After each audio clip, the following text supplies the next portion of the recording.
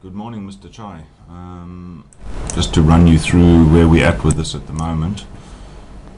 The preview window we're looking at now can be accessed over the network from any computer. It's just a Windows app that remote desktops into the Windows IoT device. The Windows IoT device, I don't know if my camera's in clear at all, is that little guy over there, which is speaking to the Arduino over there, which is speaking to the camera and the lights and the stepper motors and the turntable. Alright, so let's fire up the application. The application I've written looks something like this. Heaps and heaps and heaps and heaps and heaps and heaps and heaps of code. Let's run it and I'll show you how it operates. Welcome to 360 Cam. Please turn camera on and connect to Arduino. Let's reconnect to that. I'll stop the app and restart it for you again. Okay, so the app runs. Welcome to 360 Cam. Please turn camera on and connect to Arduino. Okay, so the app at the moment, because we're in debug mode, has a lot of options the end user shouldn't have. It should automatically connect to the Arduino and it should automatically connect to video. For debug purposes, these are still there. They'll be removed after the fact. This application should be dead simple. So for now, Initializing camera. So for now we turn that on and we connect to the Arduino. Arduino configured successfully. Alright. The application can still accept manual commands. Move the A drive to 50 steps, move the B drive to 100 steps and turn the light on, which also won't be in the final version of the application. Alright, you can see that the light thing turned on over there, which makes things pretty bright, I guess. Let's turn that off.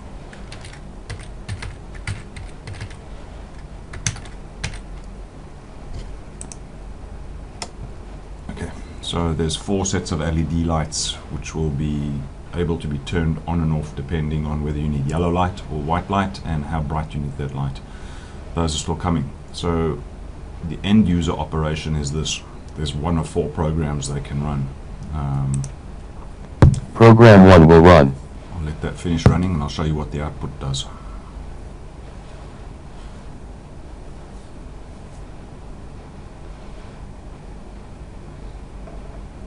So this is going to move it 20 times in increments of 10 steps at a time, so a 20 image rotation.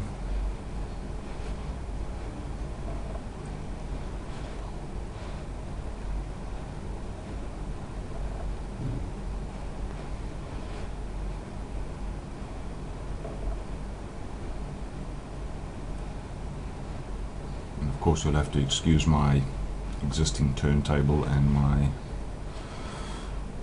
choice of stuff to be photographed. It's a little bit of putty and one of my kids' Lego men, but it's for testing whether the system works or not. Our friends over in maintenance are going to make me a white turntable and a ring fixturing system. I've given them the CAD files and the plan for it. Should happen soon. Alright, so we're halfway through the sequence now. If you follow the instruction codes that are being followed, I start at 100 and I finish at 300, which is 200 steps. I'm using that because I need an increment of three numbers to be passed to the system. It's just simpler coding. Let that run. 5 photos left. 4 photos left. And it'll then turn off and reset the system back to default with the lights off and the ring turned back to its original starting position. So 280, 290 and then the final photo and we're done. Program 1 completed. Alright, so now what do we do with the output from that? Let's turn the video off, disconnect, close the app for now, and we can stop it on the machine. Alright, so the output from that is accessible over the network, but I'm still writing the code to tie this next step all into one. So whack whack 192.168.108 $C